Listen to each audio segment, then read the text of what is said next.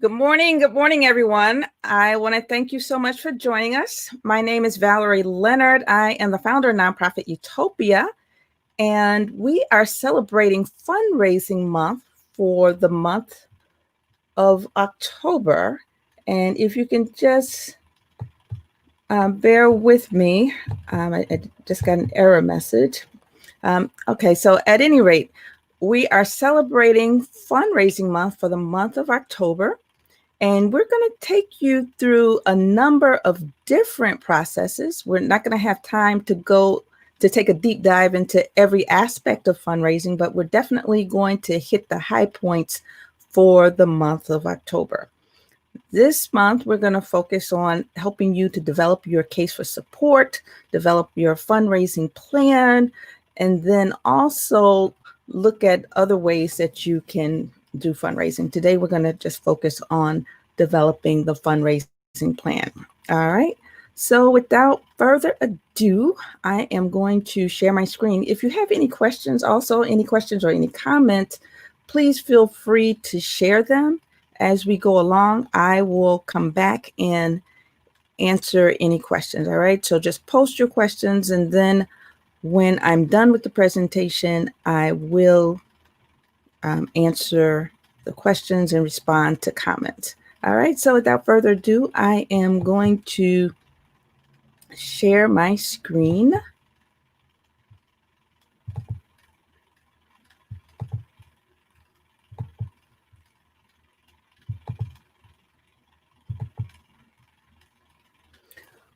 Alrighty, so we're going to talk about developing not only your fundraising plan, but the step that goes before it, which is developing your case for support. Now, in an ideal situation, you will have already gone through the process of doing your community needs assessment and understanding the needs of your community, understanding how those needs have changed, right?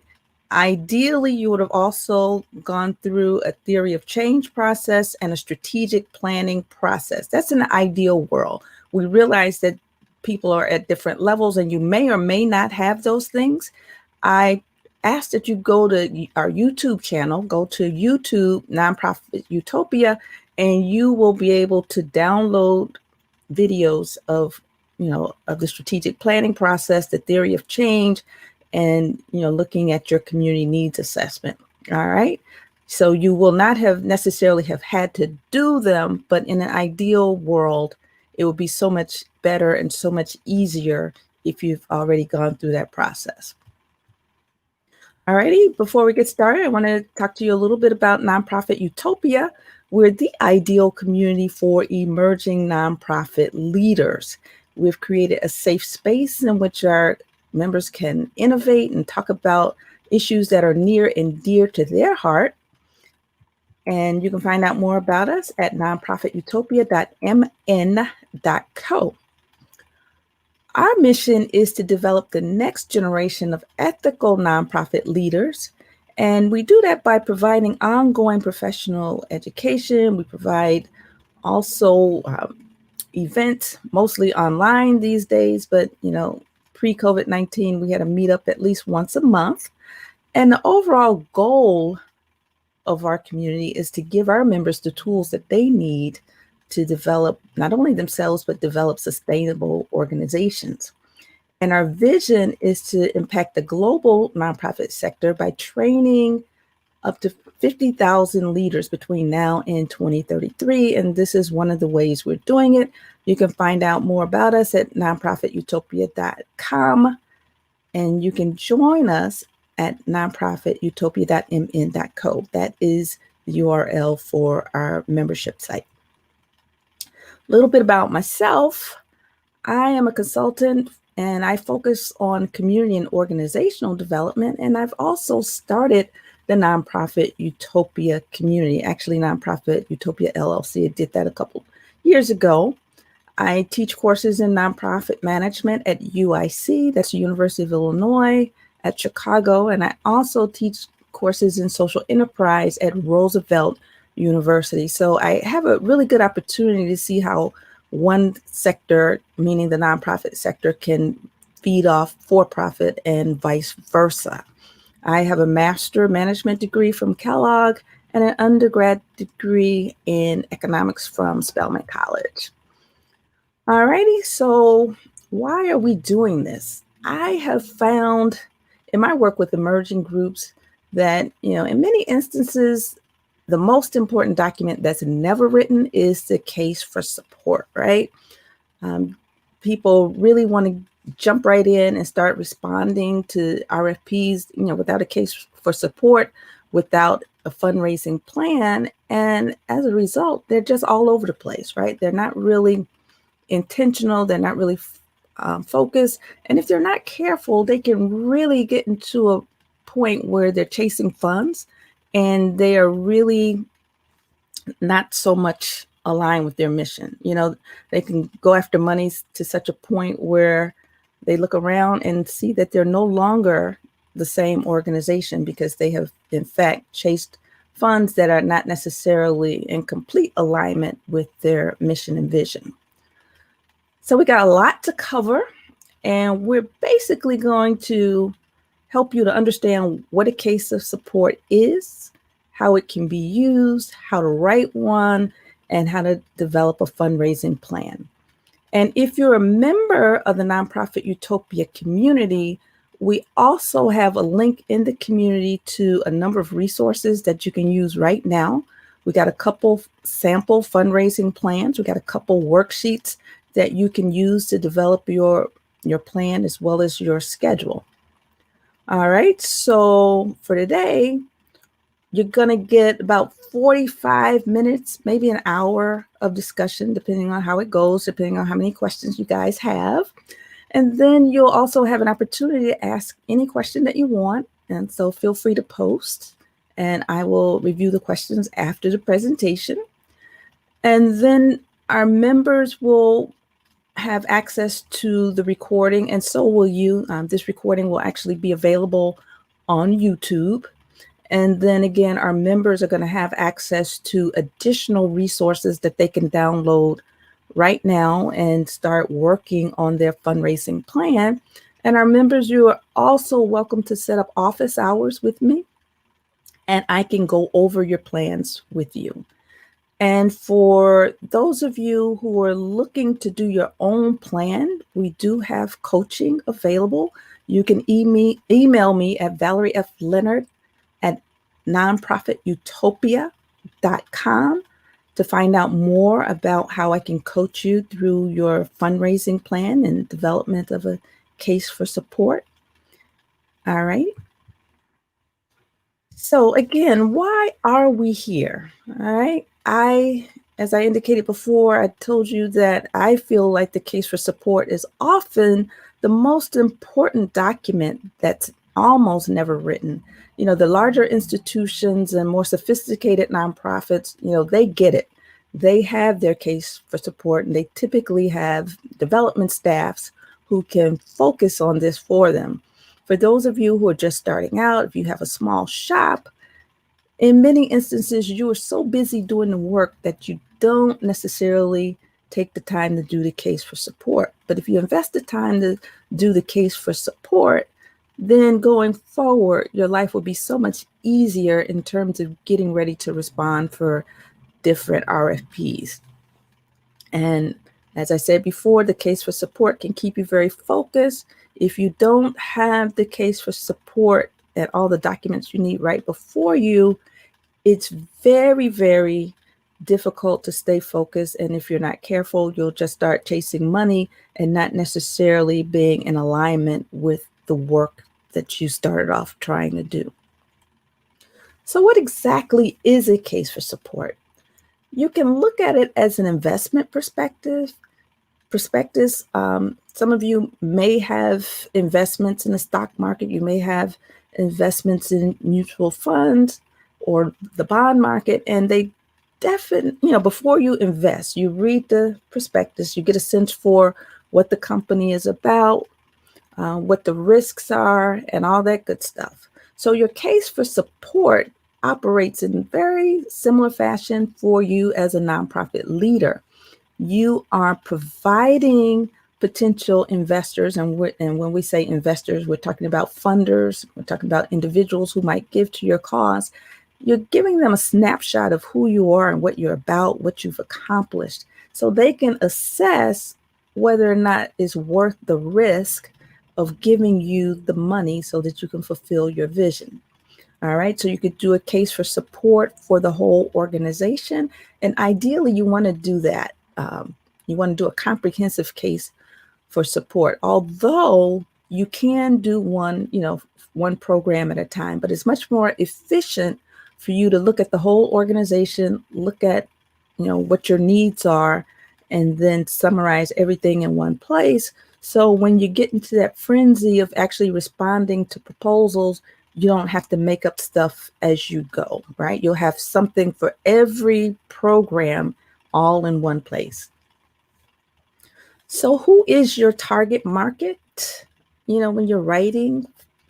And that depends, but generally speaking, when you're doing the case for support initially, even though you can have several targets, and we'll talk about that later, but initially you're thinking about your funders, right? You're thinking about people who can help you get to where you want to go. And typically that could be private foundations, individual donors, or board members. And you can identify your specific target by really, thinking about, first of all, who you are and who you're trying to serve. And you want to make sure that whoever you're looking for as a funder is in alignment with what it is you're trying to do, because they're not going to give any money to anyone who's not in alignment with what they're trying to do, right? So who is our prospective donor based on who you are and who you serve and what your goals and objectives are? And who is our prospective leader? Who is it that can really lead the charge and get the troops rallied around our cause, right? And really serve as a magnet of activity, right? To raise funds. What's their connection to our organization? Ideally, it would be somebody who's a board member, right? What are their concerns and their aspirations? And then you want to make sure that your audience includes the following. You want to make sure that you've got organization management there. You want to make sure that you've got program management. And when I say program management and organization management, I'm talking about the staff. You want to make sure that you have volunteers and community members. But again, it really starts with the board. So if I were to add another circle here, the first circle would be the board, because if your board is not engaged, then your organization is really limiting itself. And ultimately, the board is responsible for all activities, including fundraising. So it behooves them to be involved. All right. So as I indicated, we can have a number of uses for our case for support. But from a marketing perspective, right, you can use your finished case for support for solicitation packets. You can use it as a basis for the copy for your website, for your brochures, your videos, your talking points, grant applications, and anything you want to use to promote. And remember, Giving Tuesday is coming up, and we will be having a session on Giving Tuesday. If you go to our Facebook page, you'll see a list of all the activities that we have scheduled so far, and we will have a number of other activities in between. So we're doing one of these sessions each week during the month of October, and we'll be adding a couple more sessions. All right, but remember, Giving Tuesday is coming up, so you want to make sure that whatever your messages are for Giving Tuesday on social media, they're consistent with the messages that you have in your case for support. All right, and your case for support is not limited to fundraising and marketing, right? It can be used for decision-making purposes. So remember, you've got all this information about your organization right there in one place, stuff about your programs and your budget and all that good stuff.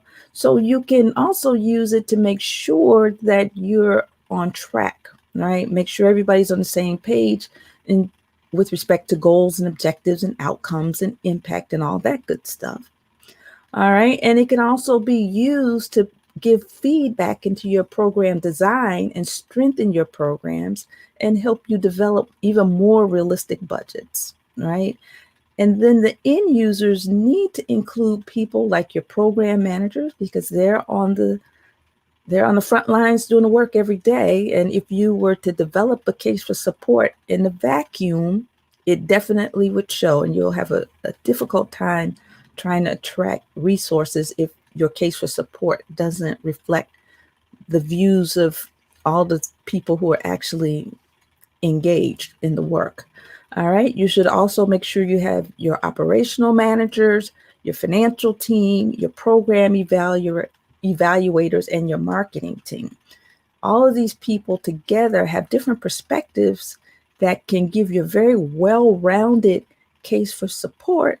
And this case for support should be revisited often. Again, like I said, it could be used for management purposes to make sound decisions and to help you to respond to community needs and respond to your funder needs, right? So it's really, really important. So now we're going to talk about the mechanics of actually writing a case for support. And again, for our members, we do have a link to a box folder that actually has a sample. You have a couple samples that you can look at. And we do have an outline here in this video, but we have something on paper that you can follow step by step in your own time. And if you have any questions, we can set up a meeting and we can talk through it. All right. So the key success factors for a case for support include at least 3 criteria, right? And the first one for an effective case for support is the fact that a case positions the organization's fundraising opportunities as investments that are consistent with the values of whoever it is that you're trying to give money. So you get money from. So your funder could be an individual in the community. Your funder could be people in your church. Your funder could be a foundation.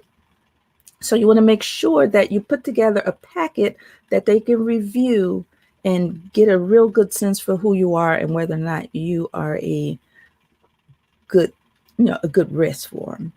And then when you write this, you don't want to write it in such a way that you're poor mouthing, so to speak, making yourself sound like, woe is me, right? You want to make sure that you look at this from an asset perspective. You as a small organization or even a large organization, you have a lot to contribute. You have a lot of strengths. That's why it was so important for you to go through that process, a couple months ago where you did an assessment of your strengths and weaknesses, right? So that information can help you to frame your case for support from a position of strength. So you look at what you bring to the table, right? And how you can be a partner and not so much, someone who is receiving charity. All right. And then you want to make sure that you position yourself, even if you don't have a lot of money, you want to position yourself with a tone of abundance, right? And not from need. For example, the organization has abundant help to give the community, but simply needs your assistance in making that help available. Or the donor has many opportunities to share resources, and our organization would benefit from those resources because we're doing good in these unique ways. So again, you need to look at what your unique value proposition is, right? And in order to determine what your unique value proposition is, you're going to have to really understand your community, understand your clients, what it is they need, what they aspire to, what their pain points are, and how your programs and services, and in some cases, even your products, can address those needs, right? And then you look at how your value proposition actually aligns with your prospective donors and how you can work together. All right. So your case must be accurate, and in order to be of ongoing value to the organization, it has to be refreshed periodically. You want to make sure that you're reviewing that at least quarterly. And in some cases, if you work in development, you're going to be constantly reviewing it, and you want to make sure that you're in constant communication with other people, in the organization, so that you're working as a team. So not only do you have to provide, significant data, right? You have to have an emotional component to it. So it's really, you're striking a balance between tugging at the heart, right? And giving anecdotal stories, that human interest story. But at the same time, you want to be able to demonstrate impact. You want to have data that supports that this is an effective program. And you want to be able to link the results, the positive results that's happening for your clients and community with your programs and services. All right. So when we look at who develops the case for support, and this varies from organization to organization, some organizations have a whole department of development professionals. Others may just be a one-person shop, and then you have a whole lot in between. But regardless, it still needs to be a team effort. Your case for support needs to be reviewed by the board, because ultimately your board is responsible for fundraising and legally liable for everything that goes on in the organization. But you need to make sure that you have input from your clients, from your community, from program managers, your finance people, your marketing team, fundraising team, everybody who has a stake in the outcome of the work that you're doing. You need to understand what their perspective is. Not that they're going to help you write this, right? But you still need to have their perspective. And in some cases, you might get a team of writers.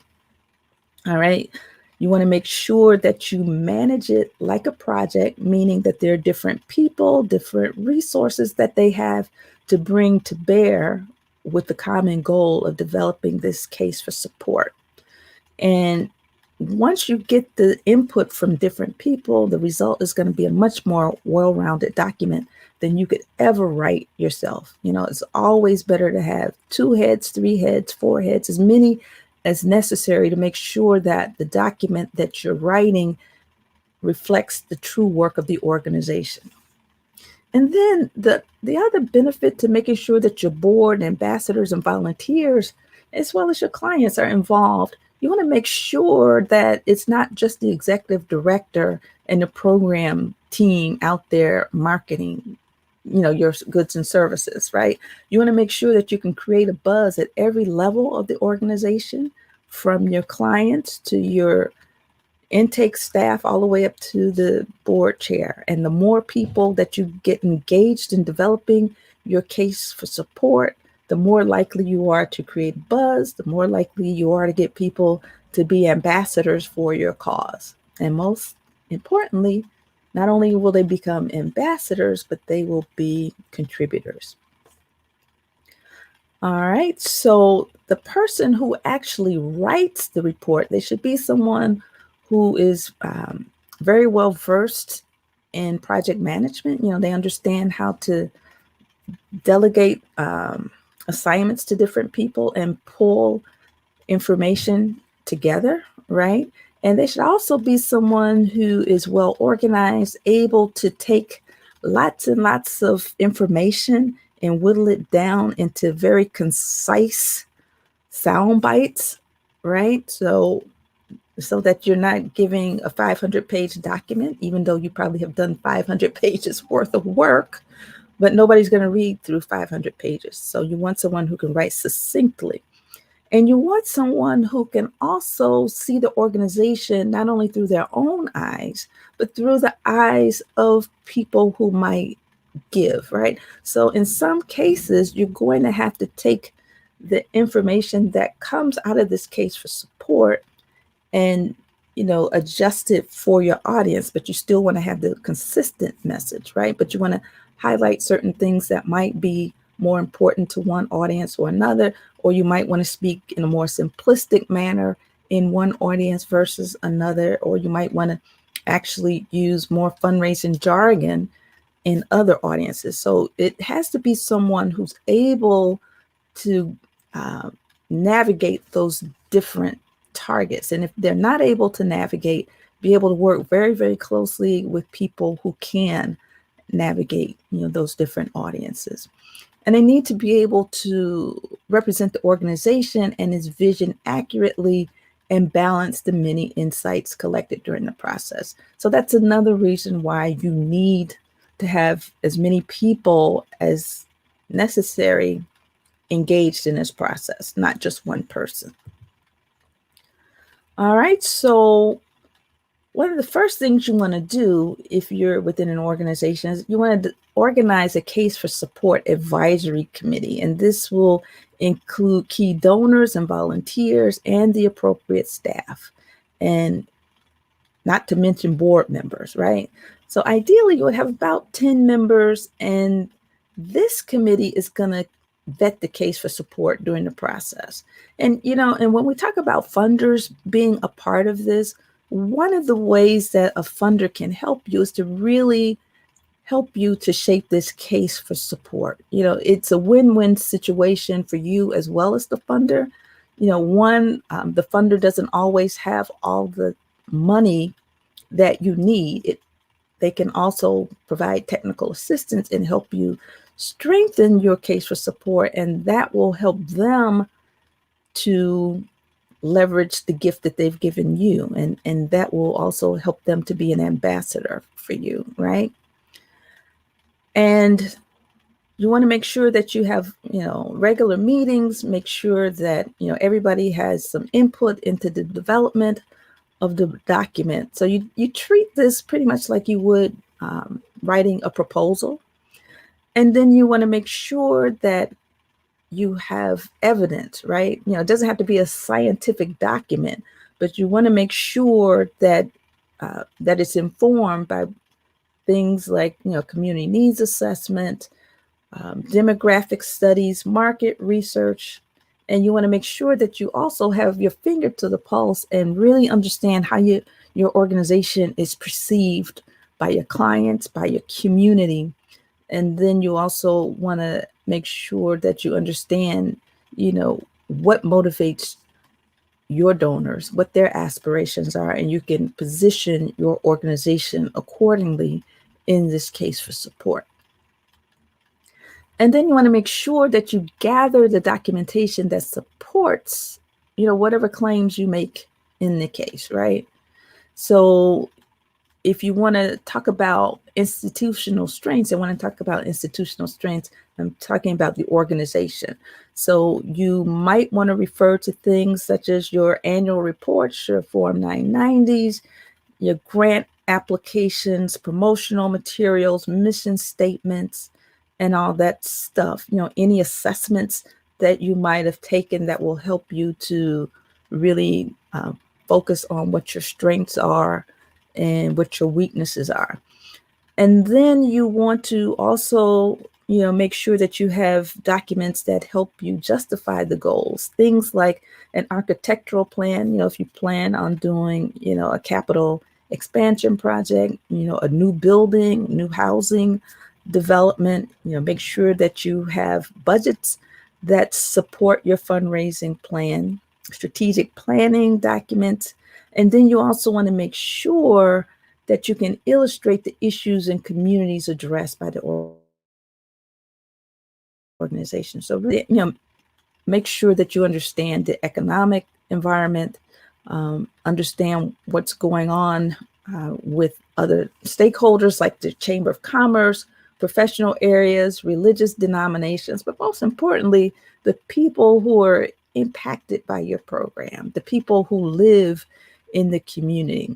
And then you can also use your case to strengthen the relationship and gather testimonials and anecdotes. So you want to interview selected people who can make the campaign a success. So this might be people who you have helped and they've benefit, and you want to be able to really demonstrate a transition, the documentation of what their life was like before they started using your product or service, and what it's like now as a result, as a direct result of your program, right? But you also want to be able to supplement that with data.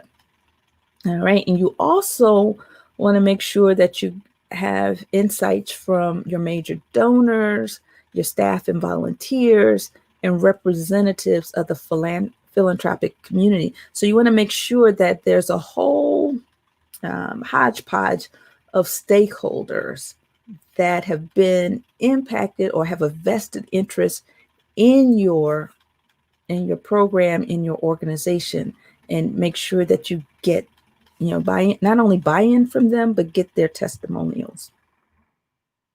And then after that, you want to write a draft of the case, and make sure that you write and rewrite, based on the feedback you get.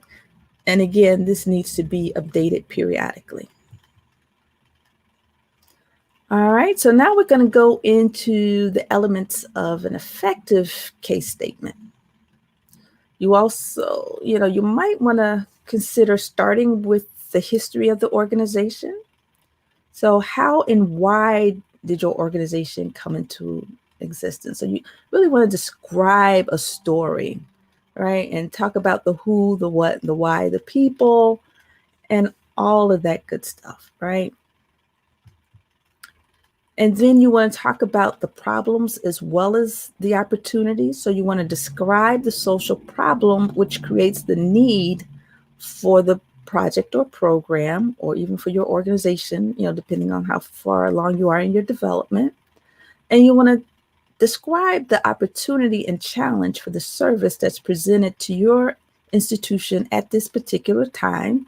And you want to make sure that you write in such a way that there is urgency, right? And then you want to talk about the consequences of what could happen if you don't get funded. But at the same time, you want to make sure that you keep this very succinct.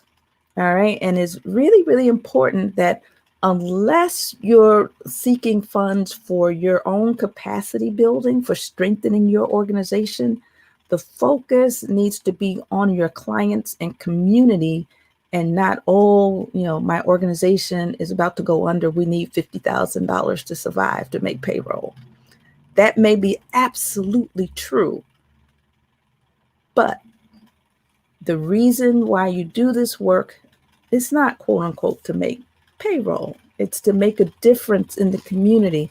It's to support your mission. And yes, there are emergency grants and all that good stuff. But, I just want to make the point that your case for support, unless you're doing capacity building, unless you're trying to get an emergency grant to keep your doors open, your case for support is really about mission, vision, and the people who are going to be impacted. All right, then you want to talk about the solution. So nobody wants to hear all of the problems. So you want to talk about, the needs, but you want to talk about what the solution is that your organization is uniquely qualified to provide, right?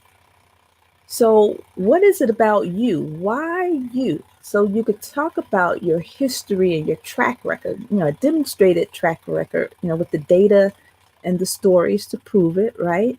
You could talk about your relationships with the community and stakeholders. Talk about the impact of your organization. Talk about the inherent skills that you have, right? The capacity that you have, the leadership that you have, the resources that you have. All of these things put together make your organization uniquely qualified to address that issue. And then you want to have a section that talks about the goals. Not only the goals of the organization, but the goals of the programs and services, and also what your fundraising goals are, because this is assuming that you've already examined your programs and you have X number of dollars in hand. And at this point, you're trying to make the case for bringing on additional dollars, right? What are your programmatic goals and objectives? How much money do you need to raise? Given what you have, how much more do you have to go? So here's the fundraising equation, right?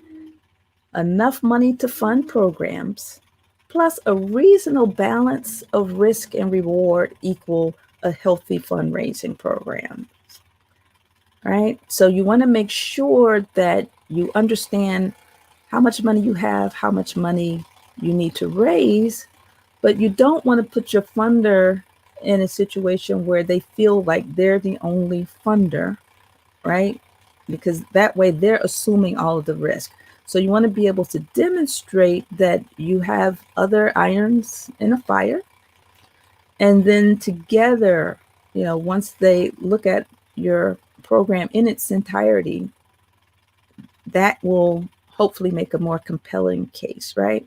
So in the financing of the proposed plan, who is responsible and what are the sources of funding that'll combine to make that goal, and what part does private philanthropy play, and really, what part not only does private philanthropy play, what part might the government play, what part might the community play, what part might your partners play. They might not necessarily give you money, but they might have resources to bear as well.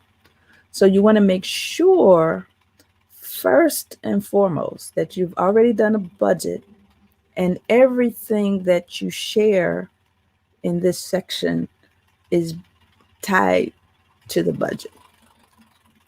All right. So the fundraising plan, how do you propose to raise the required funds? And you don't know how much you need until after you've gone through the budgeting process, right?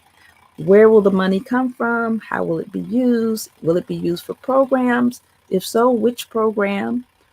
Is the money going to be restricted? Will it be unrestricted, right? What's the time frame?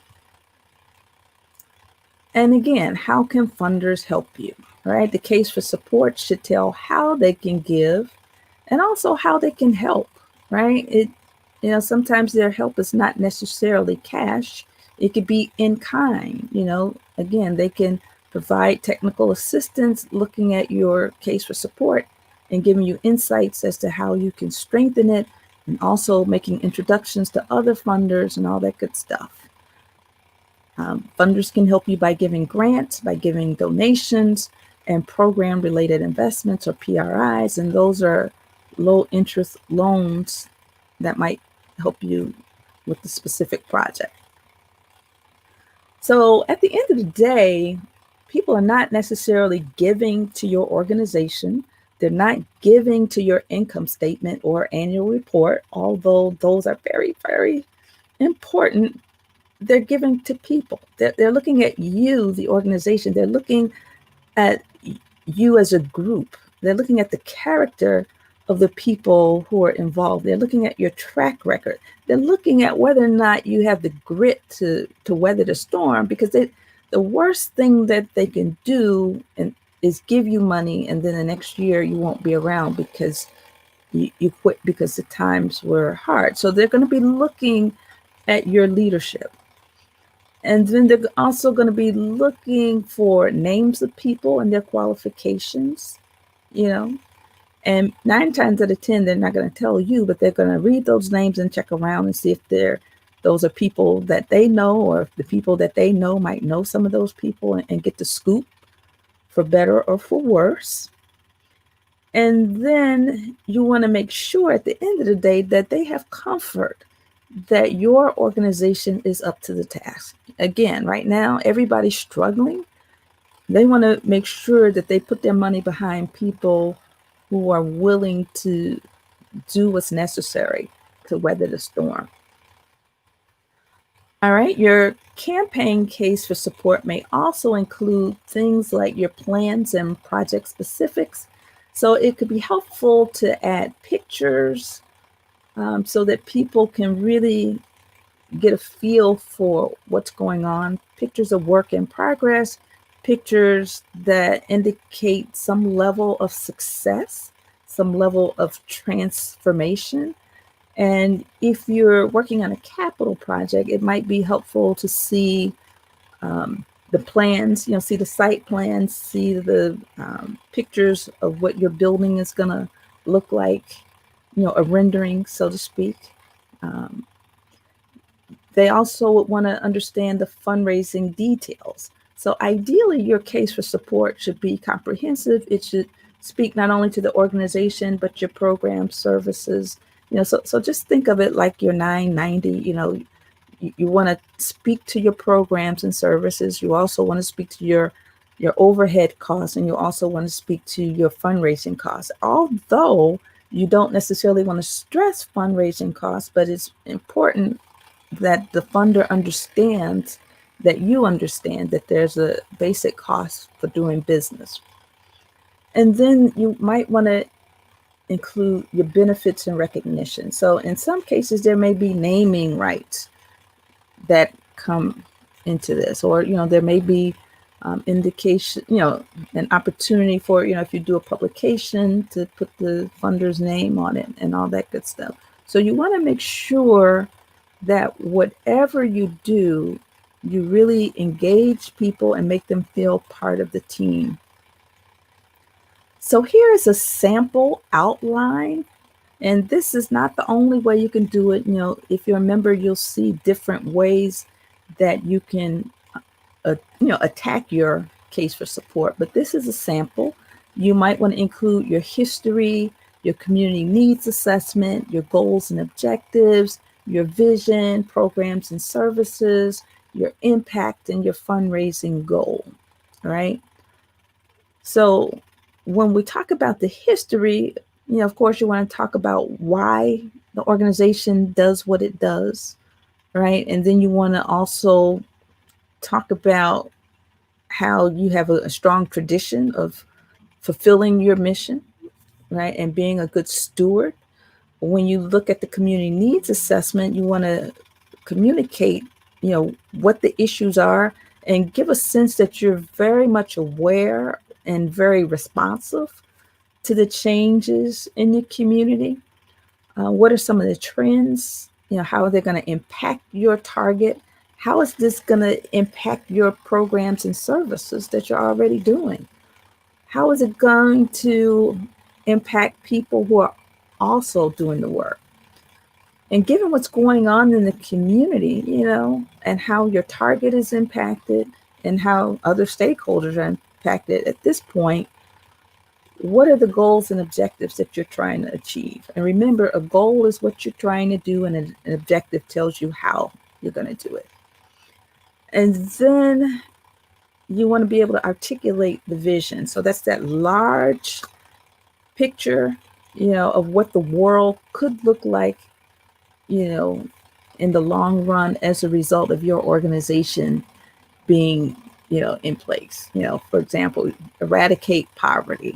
Nobody is hungry on this earth. Those are broad vision statements. So it's got to be something that's aspirational.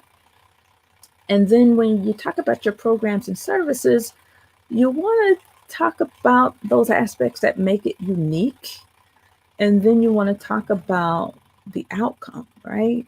So goals, objectives, and outcomes. What has changed as a direct result of your organization being involved?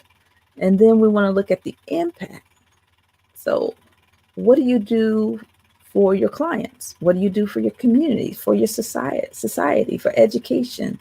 How many people will be positively changed as a result? And then the question of scale, can you move it from just organization ABC doing what you do or impacting this particular segment to organizations A through Z impacting a whole community? So every child in the community is impacted and not just your 50, or every elderly person is impacted and not just your 25.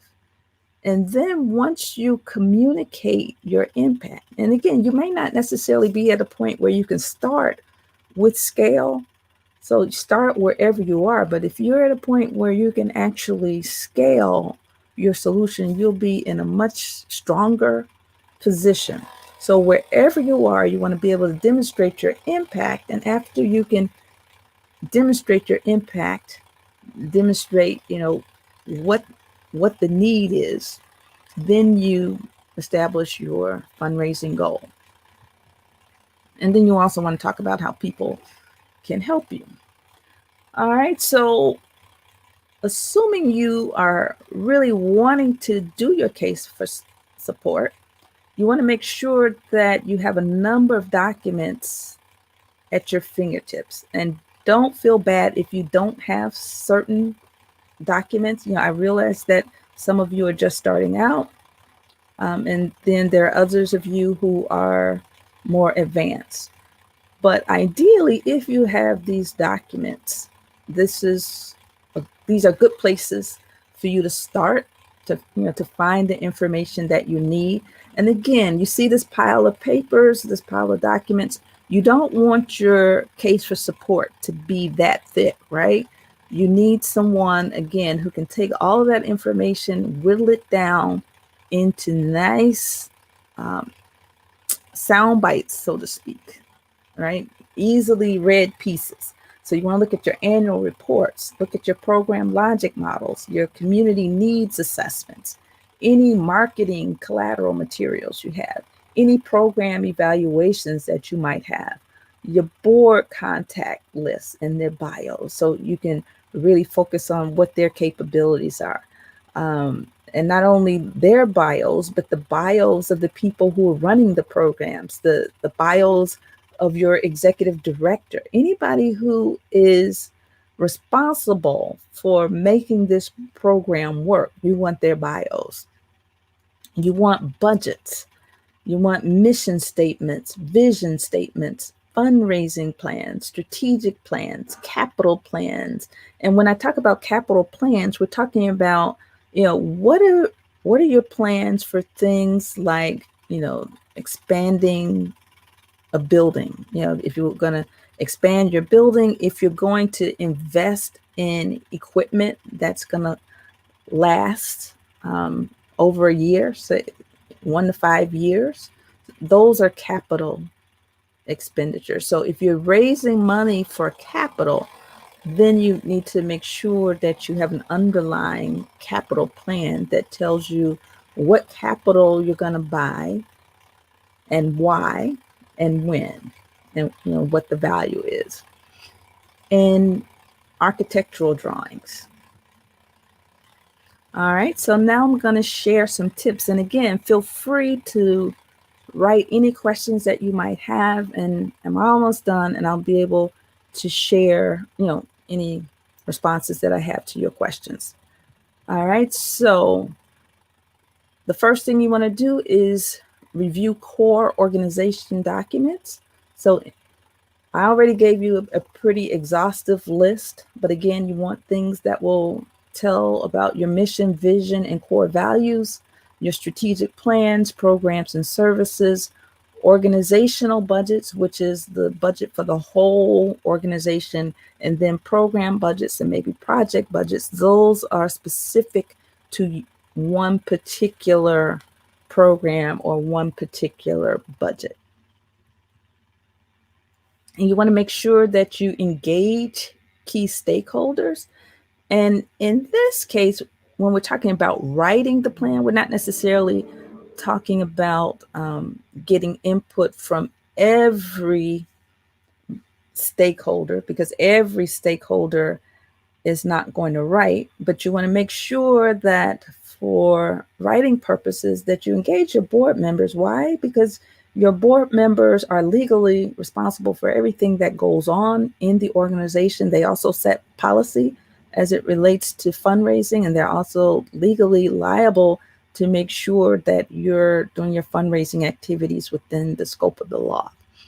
Obviously, the executive director needs to be engaged in fundraising, because anywhere from 60 to 80% of the executive director's job, depending on how far advanced the organization is community relationships and fundraising. You need to make sure that your chief financial officer, whoever that person is, doesn't necessarily have to have the title CFO, but whoever is in charge of your finances needs to be involved as you write, because you need somebody who's going to give you a sense of balance and reality. And finance people tend to burst our bubbles really quickly, tell us what we can't do. And you don't need a naysayer, but you need somebody to make sure that your goals and objectives and how much money you plan to raise and spend are realistic. Program staff, obviously, you need to engage them because they're the ones doing the work. And also, they're the ones on the front lines with the clients and community. So they really have a lot to offer. And then your fundraising and development staff, your fundraising and development people, they're going to be the ones who are going to be working with the executive director to maintain interface with your funders. And you need to be able to work with them so that they're not committing the organization to something that the program staff can't deliver. All right. And it's very important to understand your organization's cash flow. All too often, I see fundraising plans that were developed, but not really working with the financial people, right? So as a result, the plans were not as extensive as they could have been. All right. So the first thing you want to do is, as an organization, develop an organizational budget that will also include budgets for every one of your programs, budgets for administration and fundraising. All right. So you want to develop those budgets and then you want to identify how much money is necessary. So that's easy to do. You just add up the total expenses. All right. So you also want to, on step 3, determine how much money you have on hand. So in some cases, you may have 50% of the money you need on hand and you need to raise the other half. But whatever it is, count what you have and how much you expect to receive in the future, from what sources and when. You want to be able to identify any gaps between what you have coming in and what you got projected going out. And then you have to identify ways that you're going to cover those shortfalls. So the difference between what you have coming in and what you got going out is going to be your gap. And then you have to figure out strategies to cover those gaps. And then you want to develop monthly cash flow projections, and that helps you to identify how much you need at any given point, how much cash you need. And then you can engage in your fundraising activities accordingly. All right, so you want to identify funding goal based on your budget and cash flow projections. So how much money do you need overall, but also how much money do you need on a monthly basis, right? And, because it's very interesting that you have to do this exercise, because we can do our budgets, right? If we just do a static budget for the year, looking at how much money we have coming in and where it's coming from, and then how much is going out, that is fine, but it doesn't give us any indication of when we're going to need the money.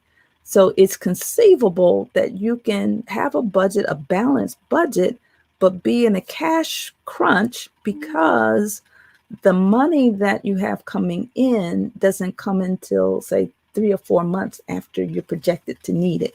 So it's really important to do a projection to get a feel for when you're going to need money, when you're going to be at a deficit position, right? And then you want to do this because you need to know how much money you need for every program and every other purpose, right? So you're not always raising money for programs. You're sometimes raising money for general operating cash. Sometimes you're raising money for capital. Sometimes you're raising money for a project. So here's some strategies and tactics that you can use. And when we're talking about strategies and tactics, we're looking at ways that you can raise money. So individual giving, so asking major donors to make gifts to your donation, to your organization. And it really doesn't hurt to ask people who live in your community or your other stakeholders, ask them to make gifts. Major donor groups, they should include your board. You should always include a line for board giving. Your board needs to take leadership in giving. Nobody's going to give to an organization if board members aren't giving. You want to make sure that you have events, large and small. In COVID-19, many of these events will be online, if at all. So we have to be really, really creative. If we can't produce events, what are some other ways that we can bring in money? Direct mail, email, telemarketing, online and e-giving, grants, and these grants could be from foundations, corporations, governments, corporate giving programs, United Way, minor donor groups, all right, participatory fundraising, things like walkathons and cook-offs. Again, in the age of COVID-19, that's very difficult to do, but people are learning to be very, very creative with social distancing and other alternative methods. And then you want to have an annual giving and multi-year giving campaign. So these are some of the more common strategies. And in the age of COVID-19, you'll find that people will be more creative. And then obviously you need to develop a timeline. And your timeline is going to include things like your overall fundraising target. So for the whole year, all the money your organization needs. You need to know what strategies you're going to engage in. What fundraising goals or targets do you have for each of the strategies? What activities will you engage in to raise money? Who will be responsible for each section? And what's the deadline activity? What's the deadline for each activity and strategy? So here is a template that our members will be able to download from the folder. So here you would list your fundraising strategies and sources. So this would be things like email marketing, grants, special events, et cetera, et cetera. What are your goals? How much money do you plan to raise within each of these categories? What actions will you take in order to meet the goals within that category? Who's responsible?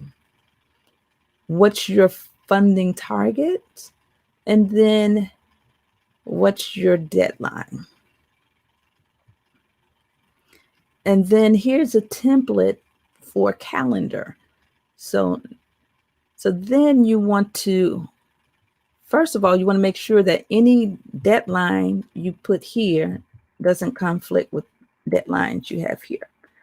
This is basically taking those same fundraising strategies and sources and indicating over time when you might receive money from those particular sources.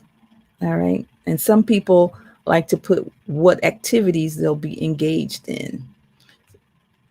Right. All right. So I'm going to stop sharing.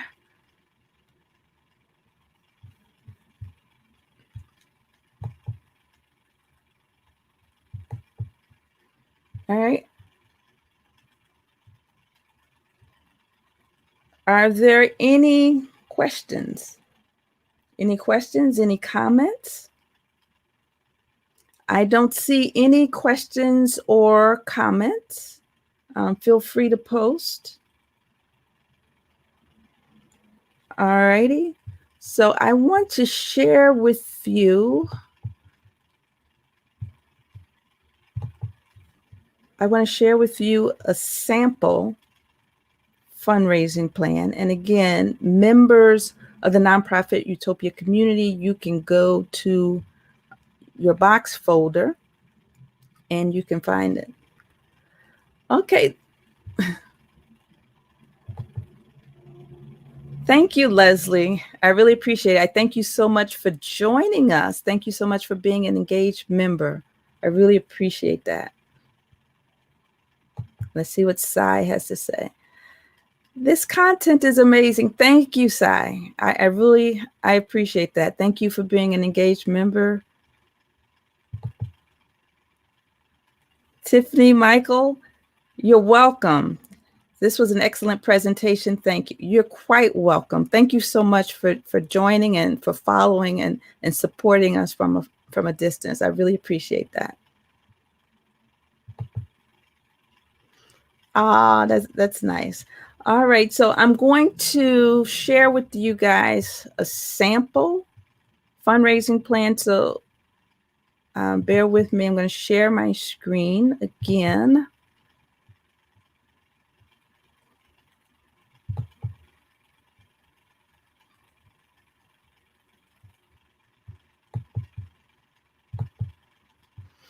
All right, so if you're a member of the nonprofit Utopia community, this is one of the documents that's in your folder. All right, and this was put together by a community foundation in California. All right, so here is a sample plan.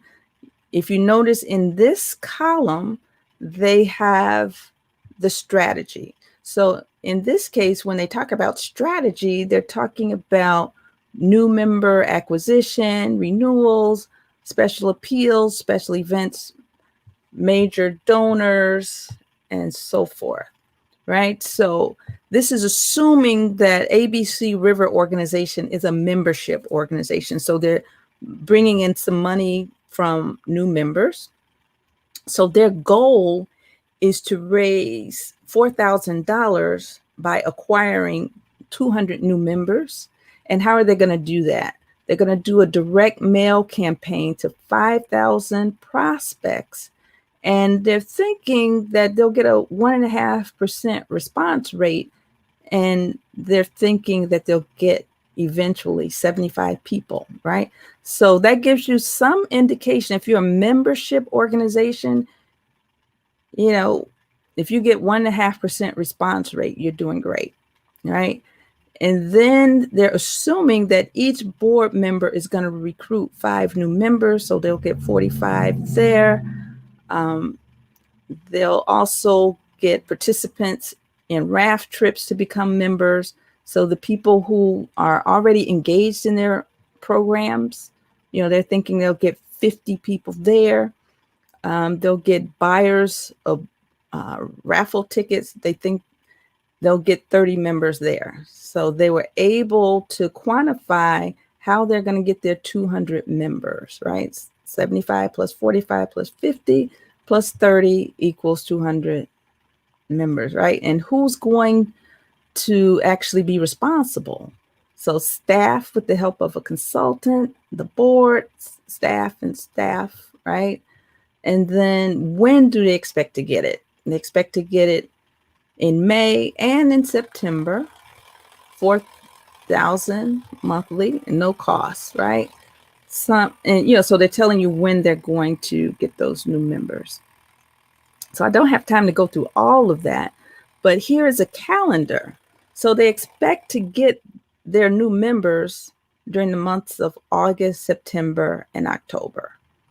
So again, they outline every strategy they have, and then they put an X for where or when they expect to see some fruit from those different strategies.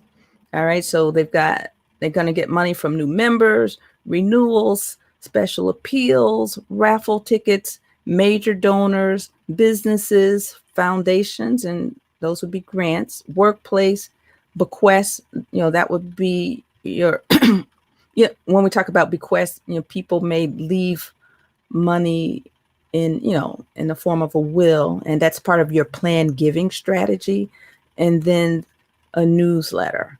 So again, they have all of the strategies and when they expect to get money from those strategies.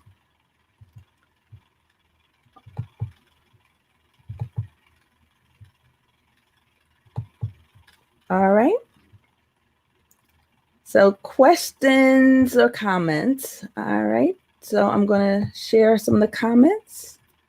Roberta. Roberta is a member. Thank you so much for joining us, Roberta. Very helpful and timely. Thank you so much.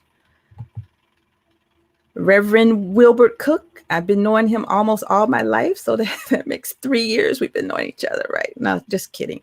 Enjoyed the presentation, very detailed and enlightening. Thank you so much for joining us, Reverend Cook. Reverend Cook was a board member of North Lawndale Small Grants. He helped me get the job as executive director and helped me really navigate the community that I lived in all my life. So thank you for being a constant support.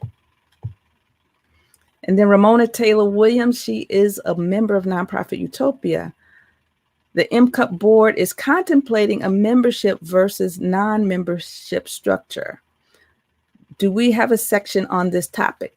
Not at this point, but I can definitely help you with it. And anything I can't help you with, I can definitely make sure that I can help you find the right resources. All right. And if there are any other members or anyone, who's watching who might be able to respond to Ramona's question, please feel free to post. All right. So are there any more questions? Great. And this is from Ramona. Okay, you're quite welcome. We'll follow up and speak in person. All right. So again, if you're not a member of the Nonprofit Utopia community, you can join us at nonprofitutopia.mn.co. If you need some coaching in any of these areas, we can do that. If you're interested in coaching, you can email me at ValerieFLeonard@nonprofitutopia.com. And if you are a member of the Nonprofit Utopia community, we can set up office hours for us to talk about your plans. All right.